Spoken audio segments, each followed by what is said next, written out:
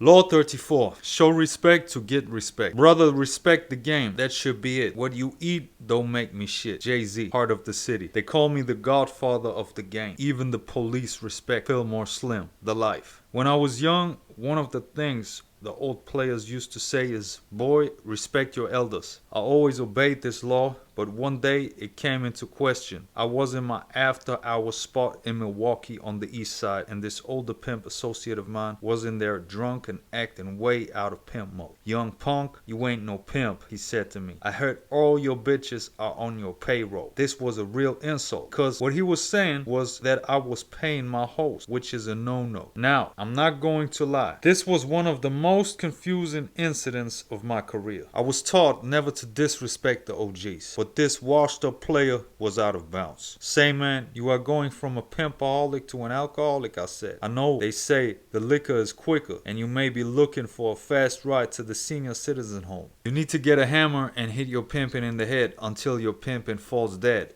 Old ass brother, you ain't hurt shit because your old ass is game and parrot. And for the record, Hank Aaron era ass motherfucker, if I pay a hoe, it's with the money I just checked from that hoe. At this point, my man Pimpin Poke jumped in. Young pimp, you're wrong for disrespecting this veteran pimp like that, he said to me. Take it easy, Greasy. I looked at Pimpin Poke because I couldn't believe what he was saying. Did he just miss the whole scene? Before I could open my mouth, OG puts his foot in my mouth again. We don't need no referee, he said. Poke looked at this lost case. Man, what's the matter? You ain't got no treads left on those Goodyear tires? Yeah, man, I said. Back then was a hen, and you see there was a motherfucking rooster. If you don't get with the here and now, I'm going to take his shine and shit on his old ass brother with this young ass pimpin'. Years later, when I became a veteran pimp, I had a few young boys to try their hands at disrespecting me. I knew they were the Pepsi generation, but they couldn't fuck with a Coke Classic. One day I was on a track with my man JD, and this upstart fresh sucker tried to challenge me. He pulled up in his new S600 Benz looking real fly. Who's the most pimpin' ass motherfucker on the track? He boldly asked. Why you want to know? JD popped back. I'm looking to knock him for every hoe he has, this sucker said. Ain't nothing but veteran pimps here, homie. JD was trying to warn him. What are you saying? All I can say is that there is big pimpin' in town, and I'm coming for the motherfucking crown. I was quiet, just watching this dude with his chest puffed up.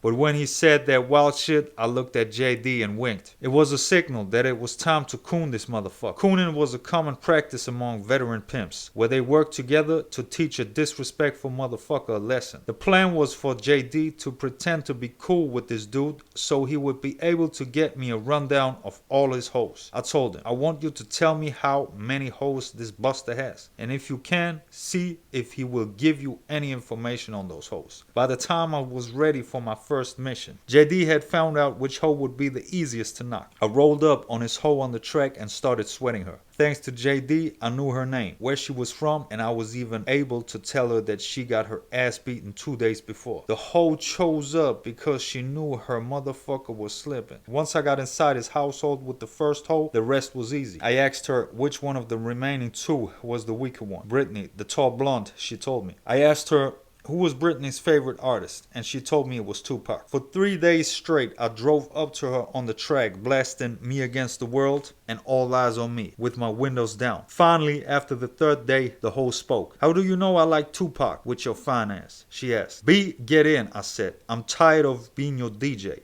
It's time for me to be your pimp. 2 down, 1 more to go. After I served this young pimp for 2 chicks, he'd had enough. He was out of town before sundown, but I still wasn't satisfied. I wasn't done making him pay for his disrespect. I had JD call old boy and find out where he was with his third hoe. I found out that he was in Las Vegas. I packed up my most trusted hoe and sent her on a plane to Vegas with specific instructions. She caught up with dude's hoe at Caesars. My hoe told her how pretty she was, how she was looking for a new daddy, and that she wanted to choose her fine ass man. The other hoe didn't have a clue that she was being set up. For 2 weeks, my hoe worked her way into old boy's stable. She got real close to his hoe, flipped her, bought her plane ticket, and head her on the next thing smoking back to Milwaukee. As is customary, when I had the hoe in my possession, I called dude to serve him the news. Brother, don't you even try to outshine a vet, I told him. The ism. If a pimp keeps it 100% all times and shows love for the game, he has my utmost respect. If he disrespects the game, I don't care how much of an OG he is. I don't have any respect for a lame. But if you can, you should try to give respect even when you feel it's undeserved, because it can go a long way. No one wants to be shown up. It's embarrassing and humiliating, and they will seek revenge. The best rule of thumb is to treat people the way you want to be treated, at least to their faces.